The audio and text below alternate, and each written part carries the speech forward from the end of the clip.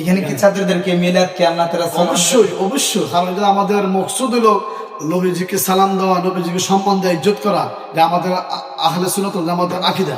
নারায়ে তাকবীর, নারায়ে রিসালাত, আহলে সুন্নাত ওয়াল জামাত, জামিয়া মুহাম্মাদিয়া রৌফিয়া জগৎপুরি মাদ্রাসা কমপ্লেক্স, হাফেজ কারি জয়নুল আবেদিন খান সোহান সাহেব। আসসালামু আলাইকুম ওয়া রাহমাতুল্লাহ। আসসালাতু ওয়াসসালামু আলাইকা ইয়া রাসূলুল্লাহ, আসসালাতু ওয়াসসালামু আলাইকা ইয়া হাবিবাল্লাহ ওয়া আলা আলিকা ওয়া আসহাবিকা ইয়া রাহমাতাল লিল আলামিন। আজকের ভিডিওটুকু যে যেখান থেকে দেখতেছেন সকলকে মুবারকবাদ জানাচ্ছি। আজকে আপনাদেরকে এমন একটি পরিবেশ দেখাবো যিনি হলো দ্বীনি প্রতিষ্ঠান নবীর বাগান, আমাদের নপাড়ার ভিতরে জামিয়া মুহাম্মাদিয়া রৌফিয়া মাদ্রাসা রানী হাজারানা হ্যাফস না। আমরা সরাসরি ভিতরে যাবো। এটা হলো মাদ্রাসার ভিতরে, আমরা একটু মাদ্রাসার ভিতরে যাবো।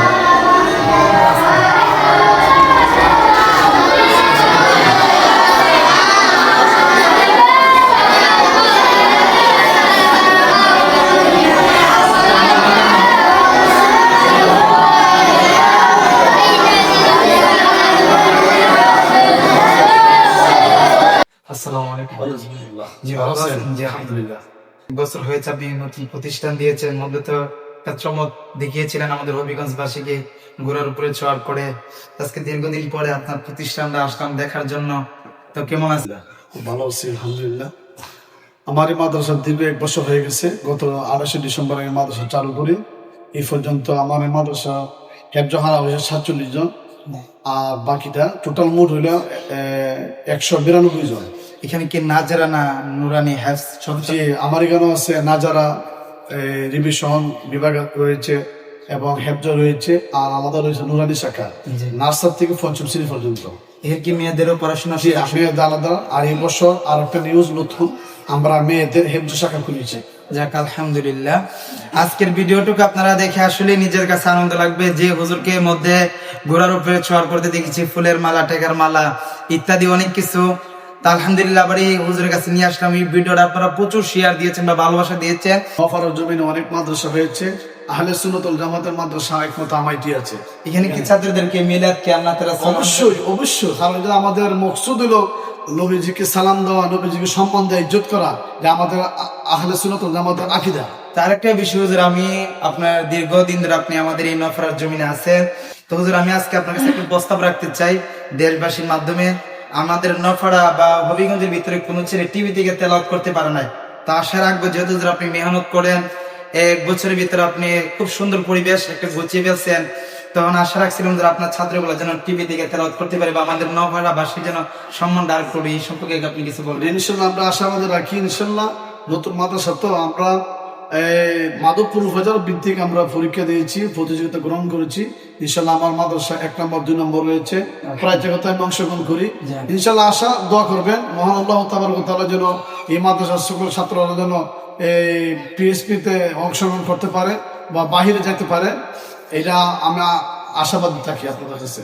হুজুর আরেকটা বিষয়, যারা আর্থিক অবস্থা খুবই দুর্বল, গরিব, বাবা নাই, অনেকের আছে বাবা মারা যায়, ছেলে মেয়েকে কোরআনে হাফেজ বানাতে ইচ্ছুক, এদের জন্য কি কোনো সুযোগ সুবিধা আছে? অবশ্যই আমার এখানে প্রায় যারা ইতিম, অসহায়, দরিদ্র, টাকা পয়সা নাই, তাদের লেখাপড়া করতে পারে না, আমি তাদেরকে ফ্রি, মানে বিনামূল্যে একদম ফ্রি, আল্লাহ এবং আল্লাহ রাসূলকে সন্তুষ্টি করার জন্য তাদেরকে আমি একদম ফ্রি তেলাওয়াত করাই।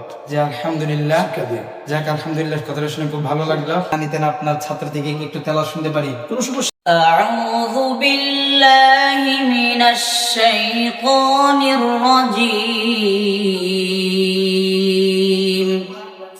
بسم الله الرحمن الرحيم كذبت قوم نوح المرسلين إذ قال لهم أخوهم نوح ألا تتقون إني لكم رسول أمين